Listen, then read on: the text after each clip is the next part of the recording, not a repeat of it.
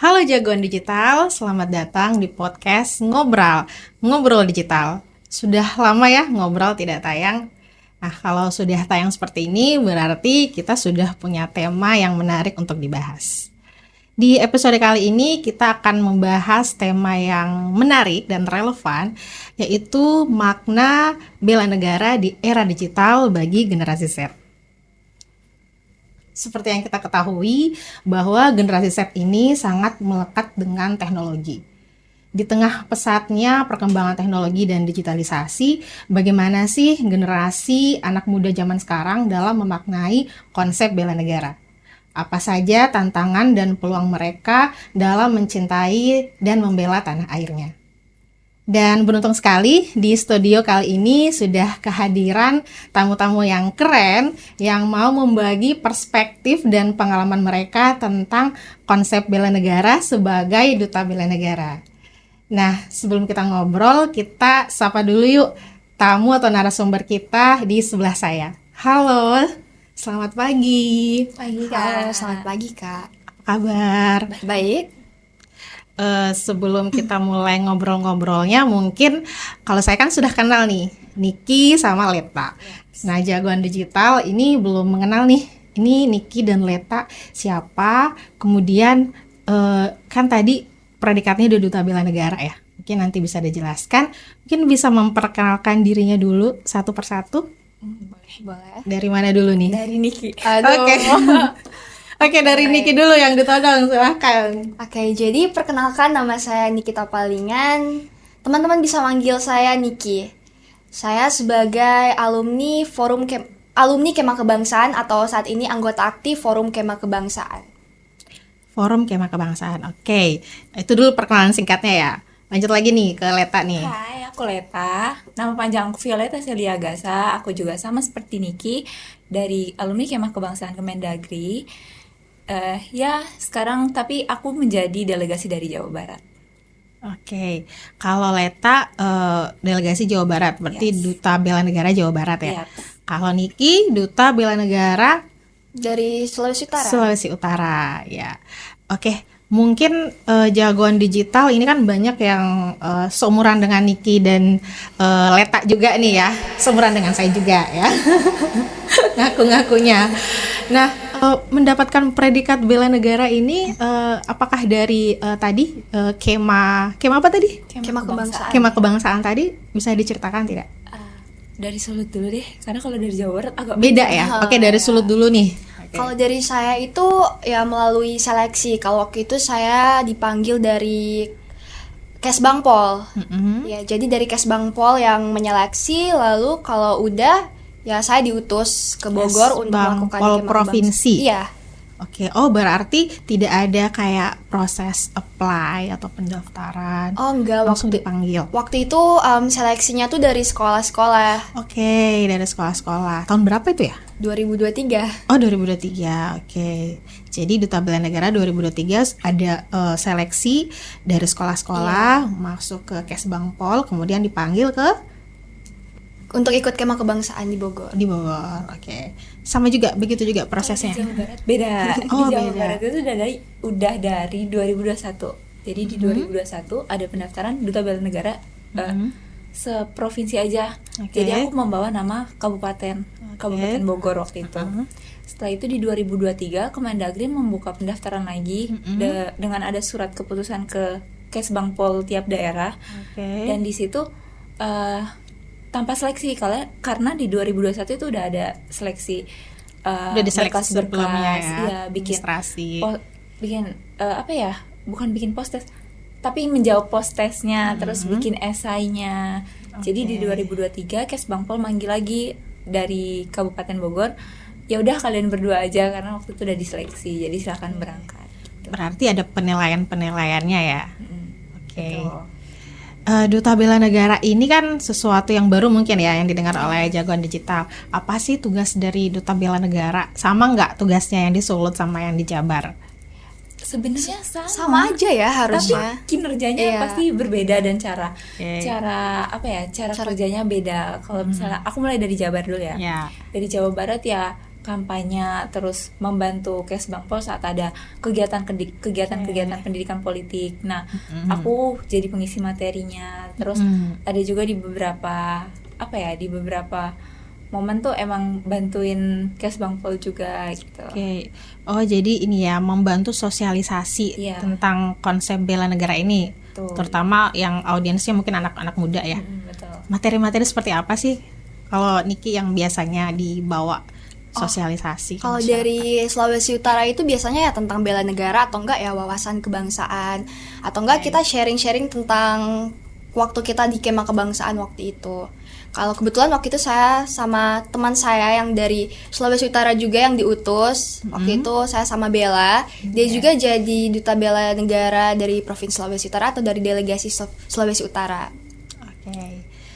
Nah, kembali ke topik ya, makna bela negara di generasinya adik-adik ini ya, saya sebut adik-adik.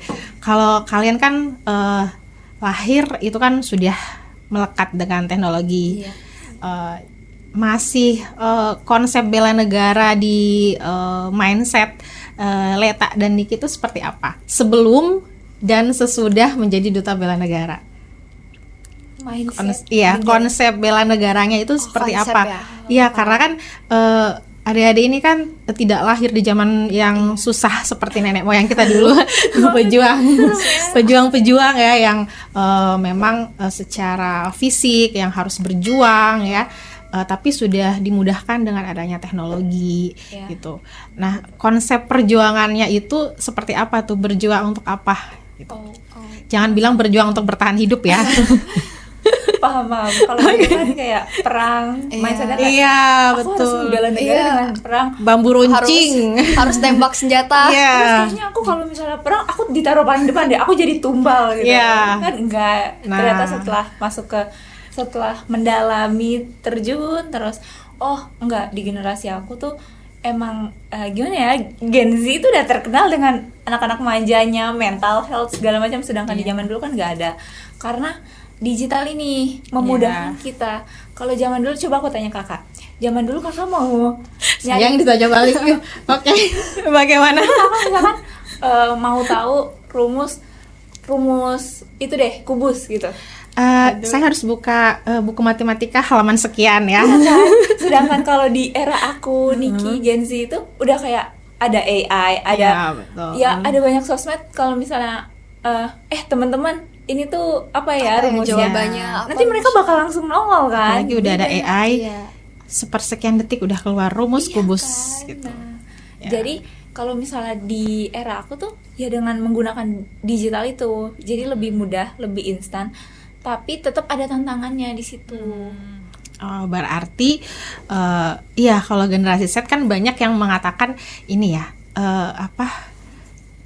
kaum rebahan ya. Kaum rebahan. Aduh. Karena mungkin gini, kaum rebahan, saya juga nggak ngerti di bagaimana konsep kaum rebahan. Mungkin karena apa-apa tuh bisa dilakukan melalui handphone sambil rebahan, misalnya pesan makanan gitu, belajar, kerja tugas, nonton, semuanya bisa dilakukan dengan tiduran di kamar gitu kan ya. Nah, sedangkan konsep bela negara ini kan perjuangan ya. Kalau yang Leta tadi sampaikan berarti bertanggung jawab mungkin ya, lebih ke bertanggung jawab terhadap apa yang dilakukan gitu, misalnya mungkin dalam bermedia sosial gitu, atau dalam perjuangannya menyelesaikan studinya mungkin ya. Kalau Niki seperti apa? Kalau dari Niki sendiri itu bela negara ya, yang pastinya dari kata bela ya, itu pasti kita mau melindungi negara kita ya, mau menjaga negara kita dengan cinta terhadap tanah air kita. Dari pandangan Niki sih seperti itu ya, bela negara. Cinta tanah air itu memulainya dari mana sih? Mungkin jagoan digital juga merasa atau ada yang bertanya-tanya, wujud kita untuk cinta tanah air itu untuk generasi-generasi kaula muda itu seperti apa? Itu simple sih sebenarnya. Banyak hal yang kita bisa lakuin. Ada kan yang mengatakan, aduh saya harus berprestasi dulu, saya harus menunjukkan karya tersindir. dulu. Nah, kalau yang simple itu yang seperti apa tuh? Aku tersindir sebagai murid dengan rata-rata pas-pasan itu kayak harus cover Nggak apa-apa, prestasi. sama saya juga seperti itu dulu ya, nggak apa-apa. Nah, kalau yang tadi hal-hal yang simple ternyata bisa jadi wujud bela negara. Contohnya, Kalau aku paling minimal adalah saat aku mengunjungi daerah lain, hal-hal yang aku akan cari pertama adalah museumnya. Oke. Waktu pertama kali aku ke Manado, yang aku cari itu museum yang nggak tahu yang ada sapinya. oke, Yang ada tolong editor nanti ya cari museum di Museum yang Manado ada yang ada sapi. sapinya. Nggak tahu pokoknya ada hewan-hewannya dan itu aku di situ Di sendiri. mana nih? Di Manado atau di Bitung atau di mana? Manado, UPTD ya. UPTD. Ah, Oke. iya, itu deh pokoknya. Heeh. Aku nggak tahu pokoknya di situ ada patungnya dan dia Tenang tuh aja, nanti editor taruh di bawah. harus naik dia tuh. Terus aku kayak ngelihat ada apa aja kekayaan alam di Manado segala macam. Museum Negeri Provinsi Sulawesi Utara. Museum Negeri Sulawesi Utara terletak di Sulawesi Utara, tepatnya di kota Manado. Museum ini menyimpan berbagai warisan budaya leluhur dan budaya kearifan lokal leluhur dari prasejarah, zaman modern hingga saat ini. Museum ini terletak di Jalan W.R. Supratman, nomor 72, Kota Manado. Museum ini memamerkan representasi kebudayaan dan sejarah masyarakat lokal Sulawesi Utara, sejarah pra dan pasca kolonial, pencampuran budaya dengan masyarakat Cina dan Belanda yang menetap di Sulawesi Utara.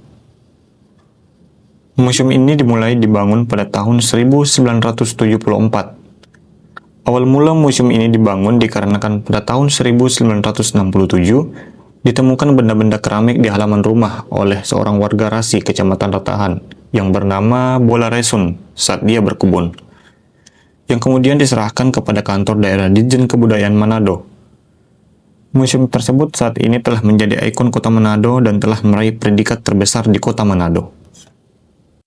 Dan untungnya ada ibu-ibu yang menjelaskan waktu itu, so aku bisa memahami dan itunya kan hal tersimpel aku memperkaya ilmu aku dan saat nantinya aku pulang ke daerah lain atau ke Jawa, Nice. itu aku menceritakan bahwa sebenarnya kita nih bisa memperkaya Indonesia lebih dalam lagi, tapi orangnya pada mau nggak itu? Lewat digital juga lebih gampang kan kalau misalnya mau Oke. memperkaya Indonesia. Paham. Jadi bagaimana kita bisa mencintai tanah air kalau kita belum mengenal Iya, tanah air iya. kita? Tak kenal maka tak sayang. Tak kenal maka tak Aduh. sayang ya. Apalagi Leta kan bukan orang asli Sulut ya, Yes. tapi malah tertarik mempelajari potensi-potensi kekayaan alam ataupun ya informasi Lumayan terkait daerah ada lain. Nike kan. Oh, Tinutuan. betul ya. Kalau makanan itu memang enak sekali memang ya. Dicoba. Oke. Kalau Niki sendiri bagaimana nih? Ya, tadi seperti yang dibilang Leta ya, yang pastinya itu belajar yang giat ya, belajar yang rajin. Karena dengan kita belajar yang rajin itu sudah masuk dalam aksi bela negara. Oke. Nah, kalau dalam konteks digital ya yang pasti dengan perkembangan teknologi yang sudah pesat ini ya pasti kan media sosial itu seperti pisau yang bermata dua ya, itu sangat Exactly. tajam ya. Jadi kita harus menggunakannya dengan hal-hal yang positif kalau ingin sesuatu bermanfaat. Tapi jika kita menyebarkan hal-hal yang negatif seperti hoax itu pasti akan memecah belah negara kita.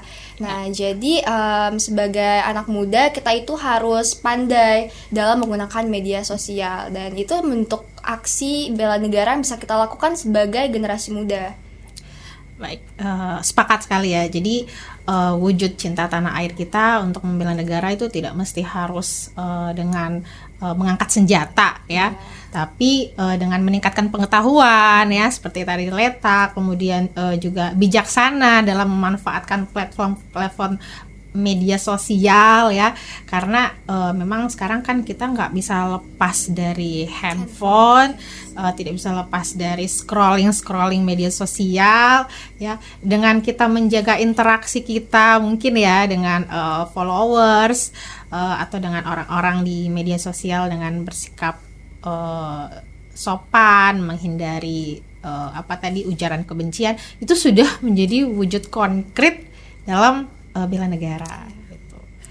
Oh iya, tadi ini kan masih mahasiswa ya. Iya, betul. Oke. Di kampus mana nih? Sama nih kampusnya atau Beda. Beda. Oke. Di mana nih Kalau kampusnya? aku di Universitas Katolik Parahyangan di Bandung. Oke, jurusan Aku jurusan ilmu hukum. ilmu hukum. Oke, kalau Niki Kalau Niki di Calvin Institute of Technology di Jakarta Pusat, jurusan digital business. digital business. Oke, tapi kenapa bisa ketemu nih? Berteman atau Karena waktu itu tuh kan ada pelatihan ya. Dan oke, sama-sama sangkatan. Iya. aku sama Niki awalnya nggak deket. Bahkan kalau ngeliat Niki, Kayak, dia dari Manado Iya, gitu. Udah gitu gitu doang. doang. Tapi kebetulan temennya Niki ada juga dari Sulawesi Utara, tapi dia tinggal di Tondano. Dia satu kamar sama aku, jadi Niki sering bolak-balik. Terus aku bilang pas papaku pindah ke sini, Nik, aku di Manado nih, mau meet up nggak? Terus Niki bilang, oh ayo boleh gitu. Oh, dari situ perkenalannya ya. Iya, jadi lebih sering ketemu, Iya, lebih sering dekat. nongkrong bareng gitu. Kan jadi duta bela negara tuh sejak tahun 2023. Iya. Ya. Itu ada kayak masa ininya nggak sih, periode untuk predikat itu, kayak misalnya Putri Indonesia 1 tahun berganti. Kalau duta bela negara seperti apa sih? Semuanya ada masa expired ya. Setiap masa ada orangnya, setiap orang ada masanya. Kalaunya dapet banget. Sebenarnya tuh kayaknya ada Kak, tapi kita nih generasi pertama itu. Oh, oke. Jadi, kita Angkatan yang- pertama. Nah, Oke. jadi kita yang ada kepengurusannya buat mengayomi generasi selanjutnya. Nah, generasi selanjutnya itu udah ada, tapi beda sama zamannya generasi pertama. Zamannya Iya. Udah tua banget kayak ya.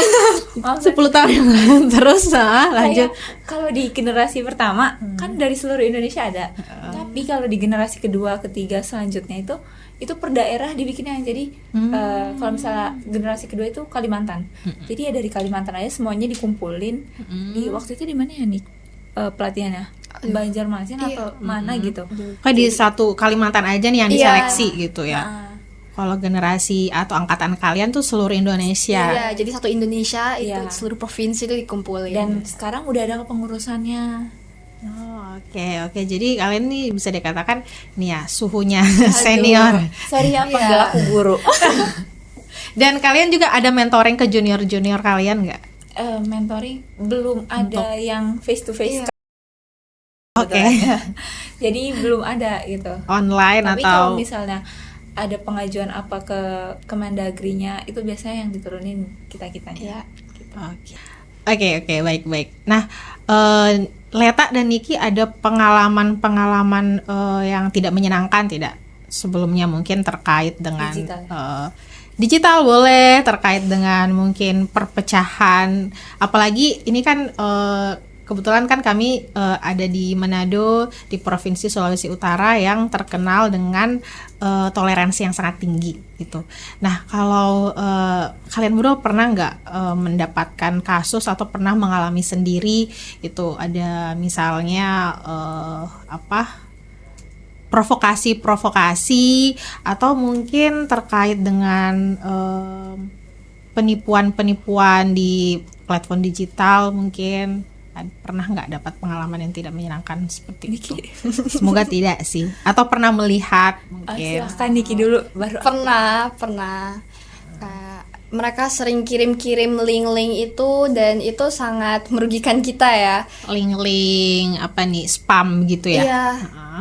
Dan ketika kita pencet link itu, pastinya akun kita itu bakal dihack dan Iya. yang pastinya mereka bakal kirim ke orang-orang juga mengatasnamakan kita dan yang itu sangat merugikan kita. Rian. Kalau pengalaman ya tentang ujaran-ujaran kebencian aja sih di sosial media, kayak kita tuh nggak bisa sembarang menggunakan sosial media. Kayak kalau misalnya kita upload tentang kehidupan kita kan pasti banyak yang suka, tapi pasti banyak juga yang kayak apaan sih nih orang, nggak perlu semua diupload gitu. Jadi kadang kita tuh kayak pengen upload ini tapi kita malah mikir aduh mereka Sudah bakal- ada kesadaran seperti itu ya? Iya. Karena surprisingly biasanya kalau usia-usia seperti Leta Gen Z. dan Niki ini kan memang suka suka explore, suka berkreasi dan suka menampilkan gitu ya. Tapi ternyata sudah ada kesadaran seperti itu. udah. Tapi ya balik lagi sih ke diri kita sendiri ya, nggak perlu tanggepin aja orang-orang itu, karena itu kan diri kita sendiri ya. Bukan mau bilang apa, tapi ya bawa arus aja. Oke. Buat kita happy aja, nggak usah pikir orang lain. Tapi ya yang penting jangan terlalu upload yang yang bikin mereka Prestasi aja mungkin ya. Iya. Mungkin yang untuk kayak misalnya data-data pribadi ya, atau sesuatu yang kayaknya tidak terlalu berfaedah atau tidak terlalu bermanfaat untuk orang ketahui, mungkin itu sudah bisa direm ya. Iya, jangan Menarik sampai sekali. mereka jangan sampai itu jadi bumerang lah ya buat betul. kita. Betul. Nah, itu pesan yang sangat positif dan sangat bagus tuh buat teman-temannya ya Gen Z lah ya, bahwa tapi memang sih Gen Z memang sekarang kesadarannya sudah mulai meningkat. Tuh. Kalau Leta kenapa ketawa? Tadi salah statement. Saya sepertinya tidak meningkat itu masalahnya, Kak. Berarti di luar itu populasi itu ya. Kalau Leta bagaimana? Kalau aku kayaknya tidak mengamalkan 4 pilar literasi digital. Nah, 4 pilar literasi digital apa itu? Tolong editor nanti sebutkan. 4 pilar literasi digital merujuk pada kerangka yang dirancang oleh Ditjen Aptika Kominfo, Japelidi, dan Cyberkrasi adalah sebagai berikut. Cakap digital. Pilar ini mencakup kemampuan untuk memahami, menggunakan, dan mengelola perangkat digital serta platform teknologi. Kecakapan digital melibatkan keterampilan dasar seperti mengoperasikan perangkat keras dan lunak, serta keterampilan lebih lanjut seperti coding, desain, atau analisis data. Aman digital. Pilar ini berkaitan dengan upaya melindungi diri dan informasi pribadi dari ancaman atau resiko yang muncul di dunia digital, seperti peretasan, penipuan, cyberbullying, dan eksploitasi data. Budaya digital. Pilar ini berfokus pada pemahaman terhadap norma, nilai, dan budaya yang berkembang di ruang digital. Budaya digital mencakup literasi dalam berinteraksi di platform media sosial, mengenali dampak teknologi terhadap dinamika sosial, serta kemampuan untuk berpartisipasi aktif dan positif dalam masyarakat digital. Etika digital. Pilar ini fokus pada aspek perilaku dan moral menggunakan teknologi digital. Etika digital mencakup pemahaman tentang privasi, keamanan data, hak cipta, serta tanggung jawab sosial ketika berinteraksi di dunia digital. Aku tidak cakap dan tidak berbudaya dalam literasi digital itu. Ini kamu sadar ini bisa mencoreng kredibilitas sebagai duta bela negara. Karena masa 3 kali ditipu orang tuh. Oh, sering ditipu. Nggak tobat-tobat gitu loh. Oke, Jadi, ditipunya apa nih? pertama, yang paling pertama banget itu aku lupa. Oh, waktu itu ditelepon. Dia bilang, "Kak, maaf saya dari pegawai PIP lah, pegawai ada ya minimarket gitu. Oke. Saya ada top up game tapi ke nomor kakak. Boleh nggak kirimin balik nomor rekeningnya ini?" Langsung percaya. Terus aku bilang, "Oh iya, ya udah nanti ikut kirim ya." Terus boleh sekarang nggak kak? Terus aku bilang, "Oh iya boleh." Terlalu positif thinking ya. Karena profilnya juga ya pakai seragam, jadi kayak Oh, ini kan ya? Messenger atau DM? WhatsApp. Oh, WhatsApp. Oke, profilnya. Oke, terus. Terus ya udah, oke. Habis itu yang kedua, itu nggak lama, Oh, yang pertama itu transfer berapa? 100.000. Oke lah, 100.000 ya. Lumayan. Karena mungkin masih sedikit mungkin nominalnya buat Leta, mungkin jadi kayak nggak kerasa gitu ya. Nggak sedikit, kan Oh, banyak. kasihan ya sama orang yang udah nungguin oke. top up-nya itu. Anak-anak Tapi nggak kenal. nggak kenal. Oh ya, ini hati-hati nih, jangan sampai Leta ini ya bisa dimanfaatkan dengan mudah. Iya kan. Terus yang kedua, ada telepon. Harusnya aku belajar dong kesalahan pertama, ngecek dulu kan ada aplikasinya buat ngecek nomor. Iya, betul. Nah, dia bilang, "Aku sepupumu." Terus aku bilang, "Oh iya." Terus dia tuh bilang, "Iya, kamu di mana?" Aku bilang, "Di sekolah." "Ih, kirimin dong alamat kamu, aku lupa." Nggak tanya namanya siapa? Enggak. Terus aku udah capek banget kan numpang tiduran. "Oh iya, boleh. Kamu di mana sama mamamu?" Mamaku waktu itu di RS kan. Terus aku bilang, "Mama di RS." "RS mana?" Ya aku jawab, Oke, RS. oke, jagoan digital ini jangan ditiru ya. Terus aku bilang, Kalau rumahku di Perum ini, nomor ini, jalan ini, bilang aja atas nama saudaranya Pak ini, papaku. Terus kayak, oh iya iya. Disebutkan Iya. bapaknya. Nah di situ rumahnya nggak ada orang. Ya udah aku bilang ke mamaku. Pas aku pulang sekolah aku langsung ke RS kan. Aku bilang ke mamaku, "Mah, tadi ada sepupu kita yang mau datang." Terus mamaku bilang, "Ini jam kerja, hari-hari kerja. Jadi nggak mungkin ada yang datang." Gitu. Itu berbahaya loh. Iya, makanya Sangat berbahaya menyampaikan alamat sama nama orang tua ke orang yang tidak dikenal. ya dia ngakunya sepupuku. Aku tuh anaknya gampang percaya, Kak. Kakak Oh, bilang sekarang ya kodok bisa terbang. Kalau kakak nggak ketawa, aku percaya. Tapi kalau kakak ketawa berarti oh lagi bohong nih gitu. Oke, oke. Sepertinya tahun depan tahu program DTS tidak?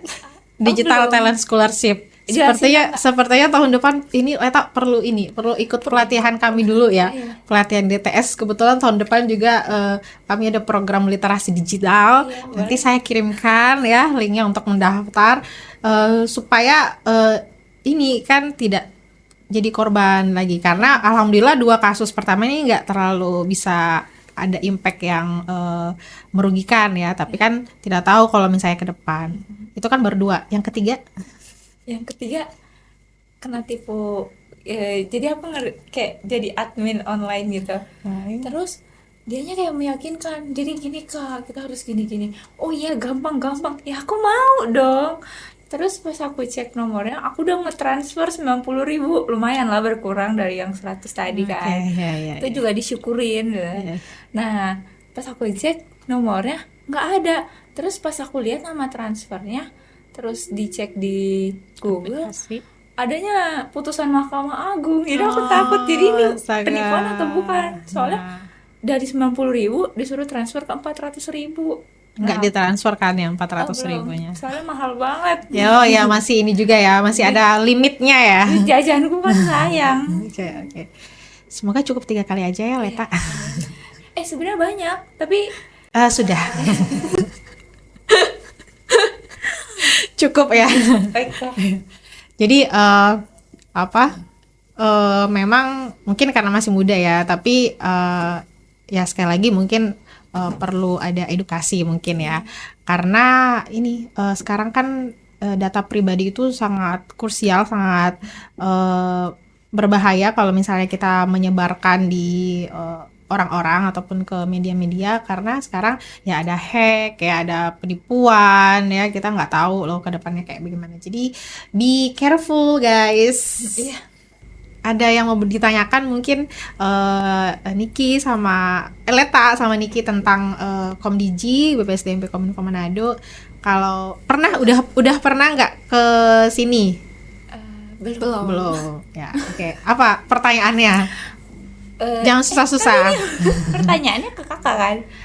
Iya, tapi pertanyaannya untuk ini ya, program ya. Iya. Oke. Itu kan cara Kominfo Komdigi sekarang. Komdigi udah beda. Iya. Oke. Komdigi itu apa kak? Jelasin ulang secara spesifik. Jadi Kementerian Komunikasi dan Informatika itu sudah berubah nomenklaturnya menjadi Kementerian Komunikasi dan Digital, adik-adik.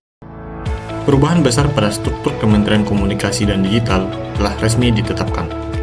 Hal ini tertuang dalam Peraturan Presiden Nomor 174 Tahun 2024 yang ditandatangani langsung oleh Presiden Prabowo Subianto pada 5 November 2024. Oke, jadi sekarang Kominfo udah ganti jadi Komdigi. Komdigi ya.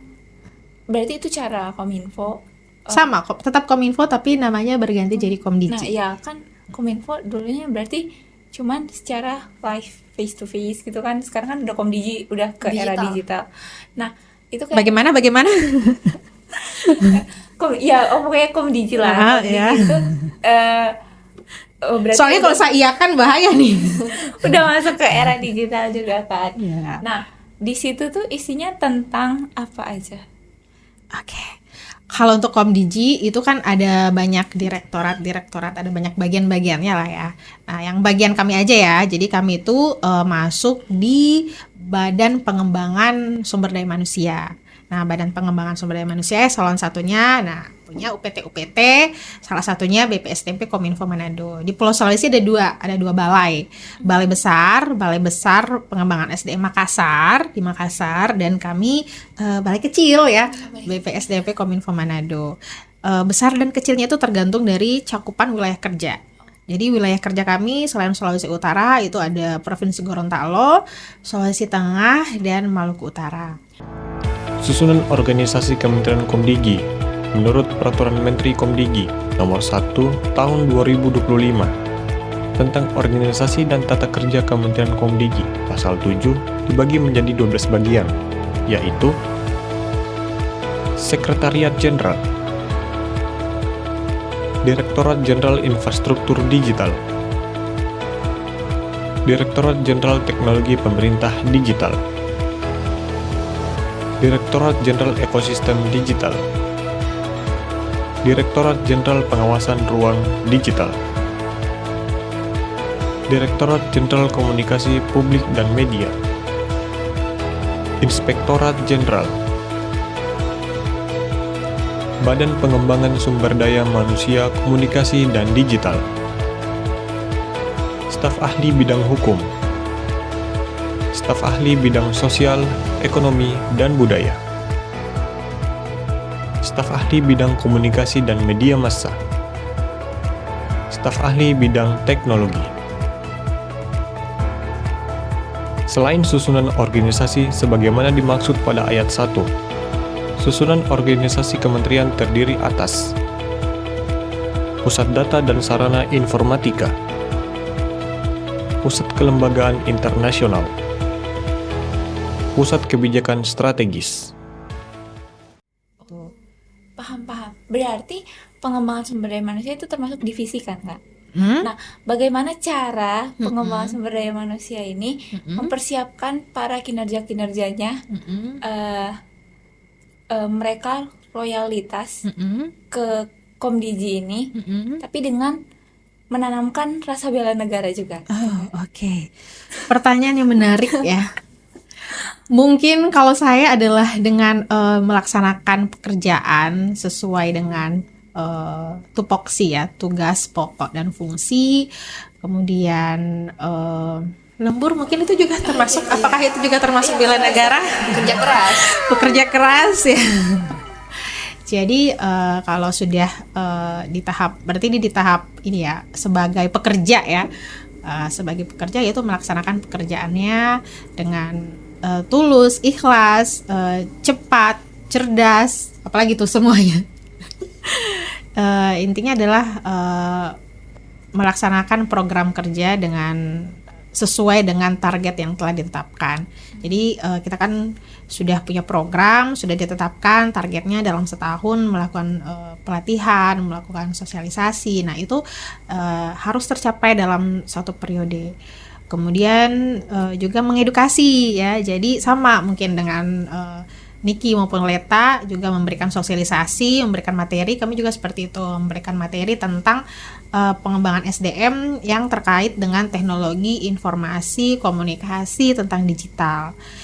Jadi contohnya kami ada pelatihan Fresh Graduate Academy atau FGA itu untuk menyasar alumni maupun mahasiswa tingkat akhir gitu. Kalau misalnya Leta ataupun Niki misalnya mau belajar tentang entrepreneur, ya kan sekarang lagi ngetren tuh entrepreneur muda kan. Iya. Nah, itu kami ada pelatihannya namanya Digital Entrepreneurship Academy. Tuh, mau ikut pelatihan yang ada sertifikasi global maupun sertifikasi SKKNI-nya ya. Jadi setelah lulus tidak hanya dapat ijazah tapi dapat sertifikat kompetensi, kami juga ada Fresh Graduate Academy, ada juga Vocational School Graduate Academy gitu. Nanti sertifnya bisa dimasukin kemana aja, Kak? Pada saat melamar kerja. Kapan pendaftarannya, Kak? Setiap tahun kami buka itu. buka Belum dari pernah ya di Jawa Barat. Kalau di Jawa Barat itu, kalau Jawa Barat kan, kalau Jawa Barat itu kami ada BPSDM Bandung. Kalau di Jakarta kami ada BPSDM Jakarta. Nah, jadi biasanya memang untuk Itu programnya sama. Sama dan kami bermitra dengan kampus-kampus juga gitu untuk pelatihan-pelatihan ini karena memang target pesertanya ada juga yang mahasiswa yang itu tadi entrepreneur muda gitu. Jadi bisa banyak referensi pelatihan, bisa dapat edukasi lagi. Apalagi digital marketing ya. Iya, Digital business. Nah, kami tuh ada tuh pelatihan Digital Entrepreneurship Academy gitu. Berarti kalau dia daftarnya 2 dong. Mana-mana sih, terserah yang karena ada tema-tema pelatihan. Kalau daftar 2 boleh? Kalau di sistemnya harus menyelesaikan satu pelatihan dulu, baru bisa mengikuti pelatihan berikutnya. Nggak boleh nih. Nanti sistemnya Nggak boleh jebol. maruk ya. Oke, baiklah, pertanyaan cukup. Udah punya gambaran kira-kira pekerjaan kami seperti apa? Iya. Humas. Pokoknya tentang itu. Oke. Ya sih Komdigi memang ini sih ini berkaitan sama humas juga ya. Berarti aku nggak salah dong? Iya, nggak salah memang. Selain itu juga yang tadi saya jelaskan tentang pengembangan SDM. Kamu juga ada pelatihan untuk tenaga-tenaga humas, tapi itu untuk pelatihan khusus untuk ASN, untuk PNS gitu. Jadi kalau ada saudaranya yang PNS atau ASN, Papaku. ya bisa diminta untuk ikut pelatihan kami ya. Informasinya dari mana aja, Kak? Informasinya kami ada website, ada aplikasinya juga namanya digitalent.id. Jadi kalau googling aja Digitalent Kominfo, nanti dia muncul tuh di baris pertama digitalent.id. Jadi satu kali aja buat akun,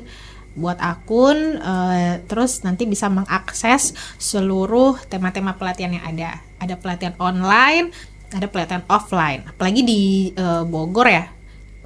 Bandung, sorry. Di Bandung, di Jakarta itu banyak banget pelatihannya. Ada balai-balainya juga di sana gitu. Dari Komdigi? Iya, dari Komdigi. Oh, wow. Ya. Wow kan? Iya, wow banget. Oke. Mungkin ini apa kira-kira harapan Untuk siapa? untuk masa depan? Tidak, maksudnya harapan Leta sama Niki tentang Indonesia ke depan dengan melihat sekarang kan banyak ini ya dinamika di media sosial mungkin ya, harapannya seperti apa sih? Kalau ngomong harapan aku takut dihujat. Iya, takut terlalu tinggi. Soalnya habis ceritain yang ditipu, berani ngomong kayak gitu ya, ngomong kayak gitu. Karena kan sudah menjadi korban kan, jadi sudah Tapi punya berkali-kali, pengalaman. Yang penting nggak sampai 1230 kali ya. Masih bisa diampuni. Iya, tidak apa-apa. Jadi kalau dibilang ini masih ada kesempatan yang ke berapa kali ya? Iya, terima kasih Tuhan. Jadi harapannya sih bahwa anak muda juga bisa berkontribusi walaupun masih usia muda tapi punya kontribusi dalam hal bela negara.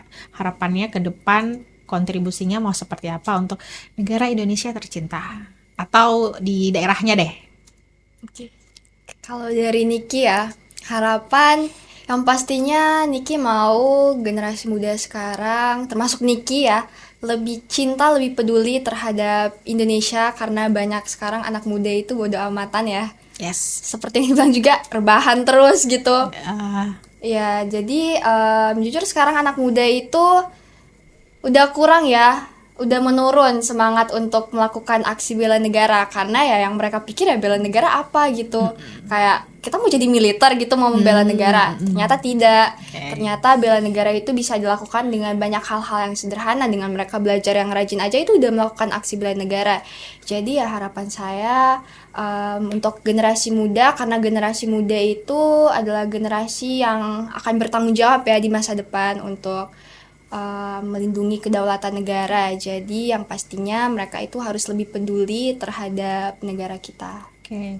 Kalian ini calon-calon pemimpin ya. Jadi harus punya semangat gitu. Yes, betul. Kan aku calon presiden yang bentar lagi. Amin. Masih ya udah dia. Kalau Eta selain berharap jadi calon presiden, berharap apa lagi? Aku berharap teman-teman lebih aware, lebih care sama lingkungan sekitar. Kan kita membahas tentang literasi digital. Itu teman-teman bisa pakai sosial medianya nggak cuman untuk memamerkan bagaimana gaya hidup mereka, tapi kampanyekan juga apa yang Indonesia punya. Karena Indonesia nggak sebatas Sulawesi Utara, sebatas Jawa Barat, enggak itu. Banyak peluang-peluang, bahkan aku yakin di deket-deket rumah mereka tuh pasti ada satu tanaman atau apapun sumber daya alam yang itu bisa diperkenalkan loh lewat sosial media. Jadi kita bisa membangun semangat teman-teman lainnya. Jadi dimulai perubahan dari diri sendiri, pergerakan dari diri sendiri, terus ke orang lain. Jadi orang lain bakal mikir, Indonesia nggak cuman ini ya ternyata. Jadi kayaknya aku bakal bikin perubahan deh. Aku bakal bikin Indonesia kayak gini gitu. Terus kan itu juga menyambut Indonesia Emas 2045. Ayo kita song-song bareng-bareng gitu. Kita menangkal hoax dengan udah banyak AI loh gitu. Terus kita memperkaya lagi literasi kita. Ayo kita tingkatin lagi literasi kita, literasi membaca, mendengar, menulis, segala macam. Yang tadi aku bilang tentang Indonesia Emas, jangan sampai Indonesia Emas yang mau kita sambut ini jadi Indonesia cemas karena anak-anaknya kayak ih apa sih, kayaknya aku lebih tertarik sama dunia luar deh gitu. Jangan sampai kita dijadiin tumbal duluan pas perang nanti gitu. Jadi mending nyambut Indonesia Emas duluan gitu. Kira-kira ada perang nanti? Nggak tahu ya. Nggak tahu, semoga tidak ya. Perang di sosial media mungkin. Kalau perang sosial media setiap hari. Aduh. Ya itu tuh kita bantu menetralisir kayak udah jangan bertengkar. Udah jangan bertengkar atau ayo. Sebenarnya aku jangan memprovokasi. Oh, bagian ayo. Tidak memprovokasi ya. Okay. Nah, menarik tadi tentang menangkal ujaran kebencian atau hoax. Jadi salah satu, kalau misalnya menemukan misalnya ada website yang menyesatkan ya, yang judulnya clickbait, pas kesana ternyata websitenya nggak sesuai dengan judul, yang menyesatkan, yang membawa nilai-nilai negatif, mungkin itu bisa dilaporkan. Jadi di kami tuh ada yang namanya aduankonten.id. Tuh, jadi misalnya kena penipuan di situ ya, korban scam seperti tadi misalnya, itu silahkan jangan kemudian diabaikan, karena kalau misalnya kita abai itu bisa saja ada korban-korban berikutnya seperti Leta tadi ya. Jadi udah ada korban nyata ya. Iya, jadi dilaporkan di aduankonten.id, nanti disertakan screenshotnya di situ, kronologinya. Nah, supaya nanti bisa muncul hasilnya dari pencarian atau cek-cek fakta di Google bahwa ada nomor ini yang sudah terbukti atau website yang terbukti menyesatkan seperti itu. Kayaknya kalau aku diklik dulu baru lapor gitu. Nah, itu. Jadi jangan diklik dulu ya. Jadi gini, ini kayaknya saya mengajar literasi digital di sini bukan sebagai host. Jadi kalau misalnya ada, kan sekarang banyak banget kan kayak tadi orang tiba-tiba WA atau SMS yang menyertakan link.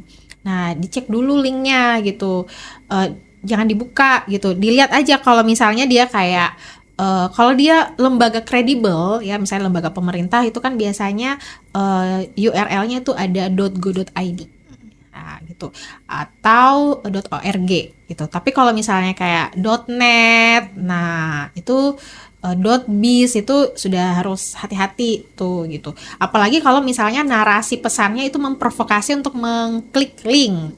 Nah, dia kan biasanya akan memainkan narasi-narasi supaya kita tuh semakin penasaran untuk melihat ini beneran ini. Nah, biasanya kita diprovokasi misalnya dapat hadiah gitu, atau misalnya dia tahu ini yang lagi yang saya dia sudah punya data, biasanya yang saya kirimkan pesan ini adalah anak muda atau orang yang sedang mencari pekerjaan. Jadi biasanya narasinya akan disesuaikan dengan kepribadian orang korbannya gitu, supaya semakin besar kemungkinan untuk diklik link tersebut. Tuh, jadi dilihat kalau dia narasinya provokatif atau terlalu lebay, nah itu biasanya kemungkinan adalah scam. Oh iya. Itu pelajaran pertama hari ini. Oke. Baik, Bu. Makasih, Bu.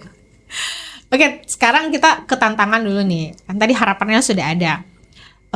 Tantangannya apa sih untuk bisa membela negara Tantangan di skop terkecil, misalnya sebagai anak atau sebagai mahasiswa atau sebagai bagian dari masyarakat gitu. Nggak usah yang kayak terlalu bela negara untuk luar negeri untuk bisa bersaing di luar negeri, nggak gitu, tapi dalam skop kecil, misalnya sebagai mahasiswa, sebagai anak, atau sebagai warga masyarakat di kelurahan ini atau sebagai netizen ya. Tantangannya apa? Kan kalian udah tahu nih cara untuk membela negara tuh seperti ini, kayak harus bijak menggunakan sosial media, tapi pasti ada tantangannya nggak sih yang kayak aduh, kenapa lagi salah lagi, harusnya kayak gini, kayak tadi kan harusnya salah lagi. Ya sudah, berarti aku sudah menjelaskan tantangannya tadi. Belum sih. Tantangannya apa? Karena itu tadi, apakah abai atau kayak malas untuk bisa belajar tentang literasi atau belajar tentang hal baru, atau seperti apa? Kalau untuk belajar kan sekarang udah banyak platform kan. Harusnya bahkan sekarang bisa dikatakan tsunami informasi, saking banyaknya informasi itu dari berbagai sumber. Apakah itu tantangannya atau seperti apa? Ya sebenarnya kalau untuk malas itu tantangan semua orang. Tadi saya ya. mengatakan malas ya. Maksudnya tantangan itu ya, malas itu tantangan untuk melakukan segala sesuatu ya. Berarti malas ya, tantangannya adalah rasa malas. Iya, pasti malas itu ada. Sama, ya. berarti. Iya. Apalagi generasi muda sekarang ya pasti ada rasa malas ya, apalagi kayak mendengar apalah itu, nggak usah lah dilakuin gitu. Yeah. Tapi kalau tantangan yang cukup besar itu kayak pastinya pengaruh-pengaruh budaya asing ya. Kayak kalau misalnya sekarang dari budaya-budaya luar terus itu masuk ke Indonesia, banyak yang sudah terpengaruh, pastinya itu merupakan tantangan juga buat mereka melakukan aksi bela negara.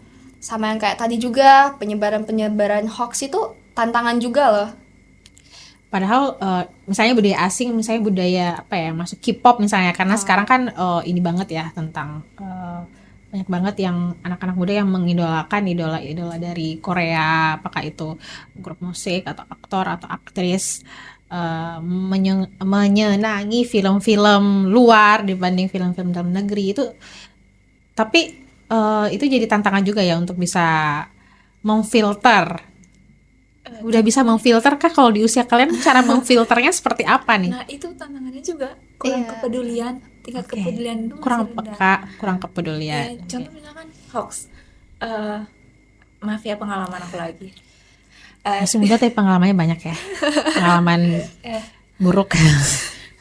Nah itu tuh kayak untuk nggak ke satu berita aja tapi semua, kalau misalnya udah ada feeling kok kayaknya aku ngebaca ini di satu yang kemarin nggak gini, nah bisa jadi salah satunya tuh ada yang nggak benar atau mungkin ada improvisasi, tapi kan bisa ditelaah lagi ke dalamnya narasumbernya siapa, apakah dari orang yang terkenal atau enggak. Tapi rata-rata narasumber kalau misalnya di pejabat-pejabat gitu atau orang-orang yang dikenal, pasti di Google kan bakal muncul kan orangnya seperti apa profilnya gitu. Nah, tapi kalau misalnya udah mulai kok ini ya, bukan masalah kalau misalnya itu kok agak meragukan gitu.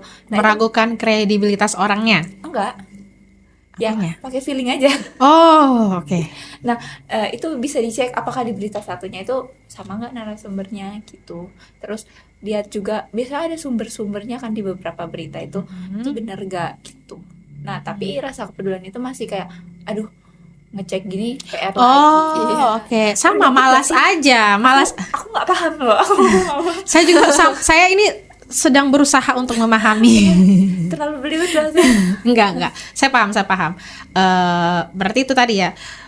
Sama aja mungkin yang dijelasin Niki. Sebenarnya malas untuk mengecek sumber. Rasa malas dan rasa kurang kepedulian bersahabat, bestian. Iya, betul, karena yaudah kalau dia hoax, gue kenapa gitu ya? Apakah ada something perubahan? Iya. Kecuali kita yang kena dampaknya. Iya. Gitu. Apa dampaknya sama saya kalau memang itu hoax begitu ya? Jadi kayak abai lah ya, kurang empati mungkin. Iya. Kurang empatinya ya mungkin ya. Kenapa kira-kira di anak muda sekarang empatinya kurang? Kayak lu gue. Gimana ya? Kenapa? Karena mungkin udah serba enak ya, Iya, serba serba instan. digital. Jadi kayak, aku nggak masalah, aku hidup sendiri. Yang penting ada handphone. Gitu. Oke. Jadi walaupun tidak bersosialisasi, yang penting ada handphone. Iya. Dan bahkan bukannya sekarang malah lebih asik sama handphone ya, Gadget. ngobrol sama Iya. Iya. handphone ketimbang misalkan Nongkrong, kalau misalnya ngobrol nongkrong gitu. virtual. kalau nongkrong kan kadang kan masih ada yang suka pegang Iya, HP iya. gitu loh. Jadi kayak HP kayaknya segala-galanya deh buat Iya. sekarang tuh. Kalian sadar nggak sih itu positif, perilaku positif atau negatif menurut kalian? Negatif kalau saat Negatif. nongkrong terus main HP. Tapi masih dilakukan. Aku enggak, Oh, oke. karena Sering. aku biasanya aku nyindir temen aku kalau nongkrong. Padahal ada kita loh, kita nggak asik ya buat lo. Ya udah pindah Betul. meja yuk gitu. Oke, Kalau aku gitu. masih ada suka interaksi langsung. Iya. Ya. Kalau waktu itu Niki ya saling cita-citaan HP. Karena Oh, ya oke. karena kita tahu ya ini waktu bersama kita gitu. Kayak ngapain main HP lagi? Oke. Jadi ya kurang empati tadi ya. Tapi kalau kalian berarti tidak termasuk yang kurang empati atau merasa Setengah-setengah. Tergantung keadaan. 50-50. Iya, tergantung keadaan. Nah, bagaimana nih sebaiknya kalau misalnya itu kan udah banyak sebenarnya literatur referensi yang mengatakan ya Gen Z itu seperti ini ya, kurang empati, kemudian mager. Iya, mageran. Iya, malas gerak sama. Mageran, terus juga isu-isu mental health-nya juga sangat-sangat ini ya. Itu sebenarnya kalian tuh mau di treatment seperti apa sebenarnya oleh kami yang generasi milenial dan baby boomer ini sebenarnya? Pun kalau bertanya kepada saya, Iya. karena saya sendiri juga nggak tahu saya mau apa. Oh my god. Kita adalah Semakin berat. perempuan yang Ya udah lah, itu lo aja. Ya, perempuan mah kayak gitu ya, tidak tahu apa yang dia mau. Iya. Itu, banyak maunya tapi nggak tahu maunya apa. Mau di ngertiin gitu kak. itu aja titik. Iya. Bagaimanapun caranya. Iya. Tapi karena kita podcast, jadi harus ada Ada sedikit edukasi ya ke jagoan apa digital. Kira-kira bagaimana sih supaya kira-kira di treatment supaya generasi kalian itu empatinya itu jadi kepekaannya itu semakin meningkat. Apakah dengan edukasi saja cukup atau perlu treatment seperti apa? Ajakan sih, sama Langsung praktek. praktik nyata. Oh, Karena oke. kita kalau dengan teori doang dengar-dengar di kelas atau kayak teori Bosan. gini-gini ya bosan. Sama oke. kayak masuk doang kayak kita nggak praktek. Jadi kayak maksudnya gimana? Iya. Berarti kalaupun ada edukasi itu prakteknya harus 70-80% ya. Iya. Banding teori, misalnya pilar digital ada 4. Aduh. Apa tuh 4? Cakep berdigital terus budaya berdigital. Duanya itu apa kak? Cabe kan, cakap. Oh, ada Cakap singkatannya. digital, iya supaya gampang Cabe, diingat. cakap Cakap digital, digital, aman digital, budaya digital dan Digital dan etika digital. Cakap. itu tidak boleh ditinggalkan. Iya. Yes, tetap tidak boleh tinggalkan, betul sekali. Jadi kayak kalau misalnya etika digital nih, kalau misalnya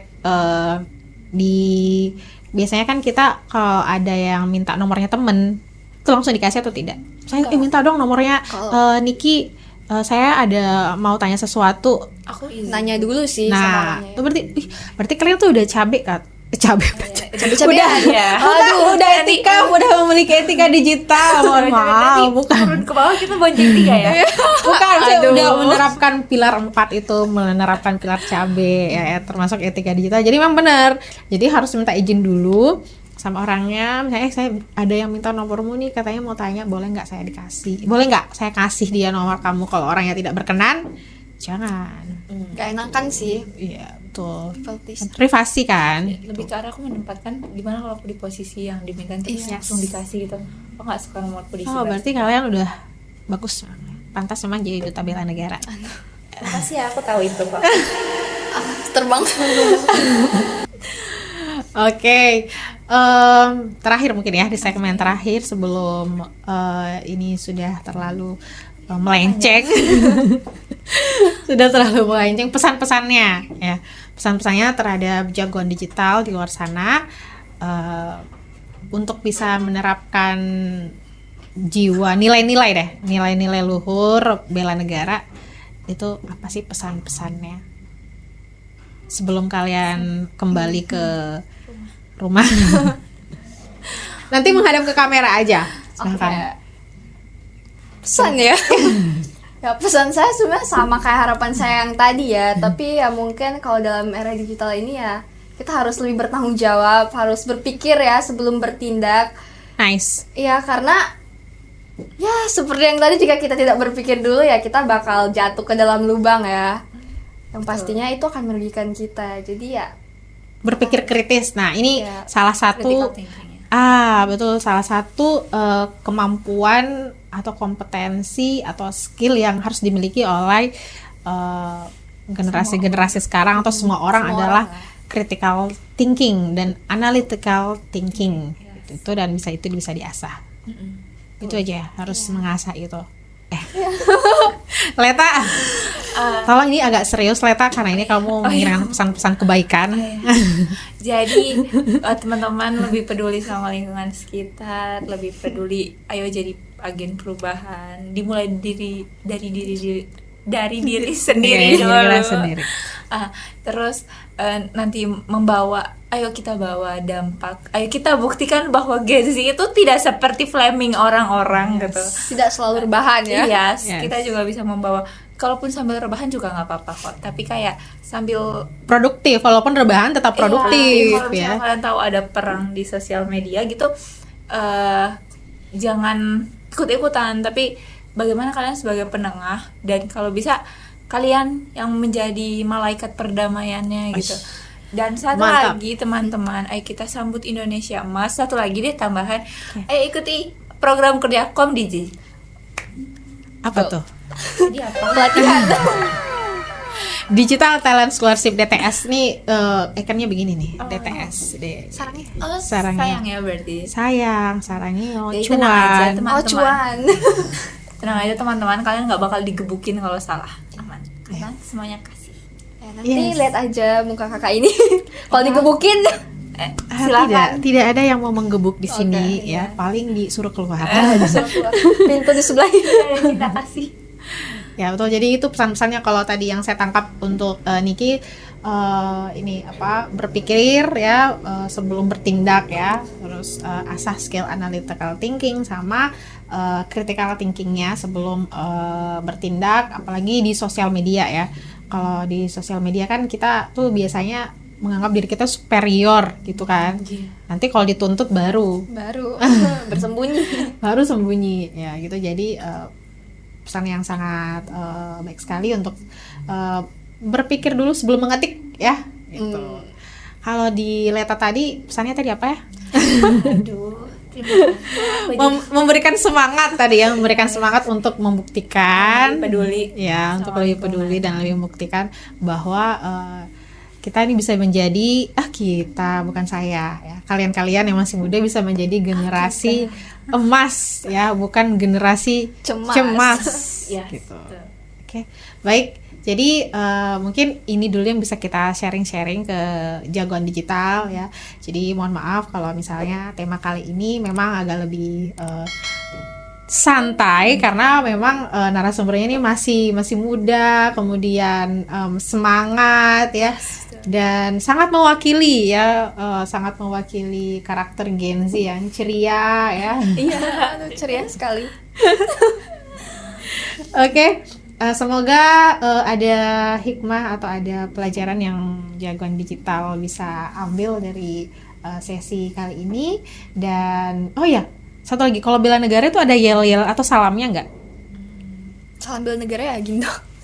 Kayak salam bela negara atau Salam bela negara atau enggak salam Pancasila. Salam Pancasila gini. salam Pancasila aja ya. Kalau gitu kita closing dengan salam Pancasila. Oke. Jadi saya undur diri dulu. Kita nanti kembali lagi di tema-tema yang menarik berikutnya, tentu saja dengan narasumber yang keren-keren. Dan terakhir kita kasih salam Pancasila.